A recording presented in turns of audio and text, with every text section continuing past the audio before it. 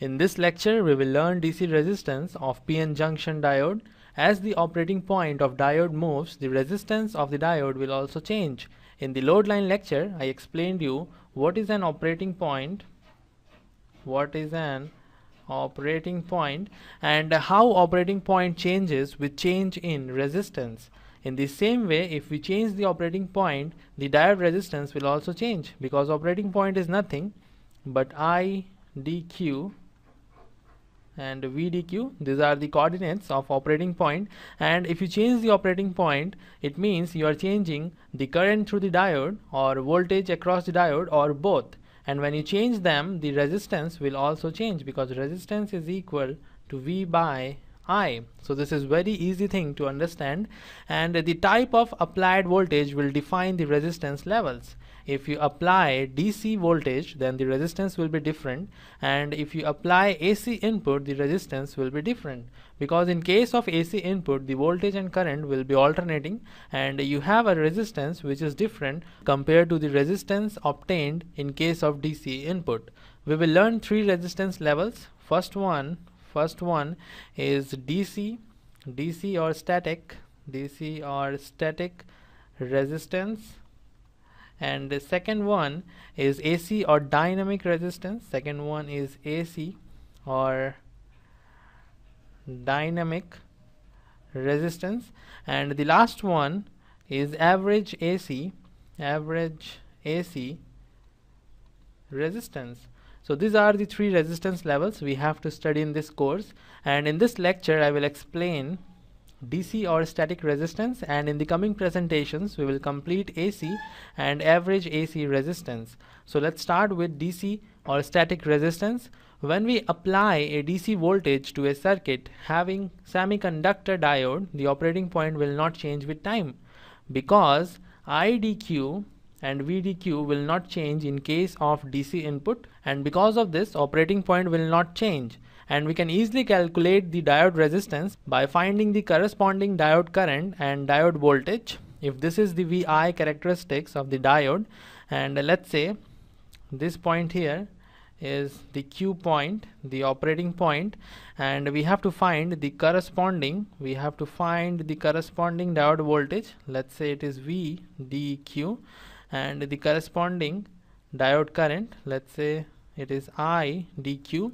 Then we can easily obtain the diode resistance by using this equation, RD equals to V dq by I dq.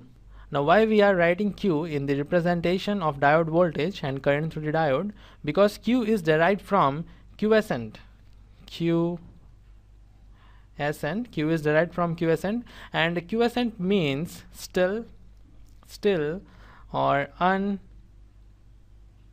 unvarying, and quiescent point is nothing but the operating point of the diode. Operating point is also called as quiescent point, and because of this we are writing this Q in the representation. Now what will happen to the DC resistance when we increase the diode current? It is very simple. If you increase the diode current, the DC resistance will reduce. So we can say that DC resistance decreases with increase in current through the diode, and DC resistance is higher near the knee. This is the knee of the characteristics, and DC resistance will be higher near the knee because the diode current is lower, and for the upper part of this characteristics, the diode current will become high and the DC resistance will become lower. This is very easy thing to understand. And if we talk about the reverse bias condition, then we already know current in case of reverse bias condition is very low. Reverse saturation current is very low, and because of this the DC resistance will be high in reverse bias condition. So this is all you should know about the DC resistance of PN junction diode. Now we will move to numerical problem. In this numerical problem, we have to determine the DC resistance levels for the diode at ID equals to 2 milliamps, ID equals to 20 milliamps, and VD equal to minus 10 volts. This is the characteristics given to us, and I will first solve case B. In case B, we have to calculate DC resistance when ID is equal to 20 milliamps. So we have to find RD, and RD is equal to VD by ID. It is fine if we don't write Q in the representation. VD is equal to 0.8. When ID is 20 milliamps, you can see VD is equal to 0.8 volts. So we have 0.8 volts as the value of VD, and ID is 20 milliamps. So 20 into 10 raised to power minus 3. This is in volts, this is in amps. Now it is very easy to solve this. This is equal to 40 ohms. This is the value of DC resistance. Now we will solve case A. In case A, ID is equal to 2 milliamps. So RD is equal to VD is 0.5 for 2 milliamps. So VD is 0.5 and ID is 2 milliamps. And when you solve this, you will get 250 ohms. So this is the answer for case A. Now we will solve last case, case C.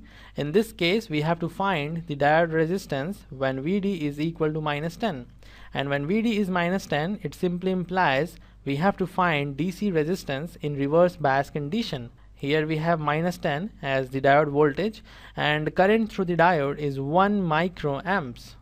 RD is equal to 10 volt is the voltage, and current is 1 microamps. So 1 multiplied by 10 raised to power minus 6 ohms. And when you solve this, you will find the resistance is 10 mega ohms. Now we will compare the three cases, and for this I will arrange the three cases with increasing diode current. Diode current is minimum in reverse bias condition. So case C is having the minimum current. Then we have case A. In this case, diode current is 2 milliamps. So case A. And finally we have case B, in which diode current is 20 milliamps. So case B. And now we will arrange the DC resistance for all the three cases. For case B, DC resistance is 40 ohms. For case A, DC resistance is 250 ohms. And for the last case, DC resistance is 10 mega ohms, very high resistance. So for case C, we have 10 mega ohms. For case A, we have 250 ohms, and for case B we have 40 ohms. And if we compare them, we will find 10 mega ohms is the largest, then we have 250 ohms, and then 40 ohms. So from this numerical, we can see that on increasing the diode current, the diode resistance decreases. So the diode resistance is inversely proportional to the diode current. So this is all for this lecture. In the next lecture, we will discuss AC resistance of PN junction diode. So see you in the next one.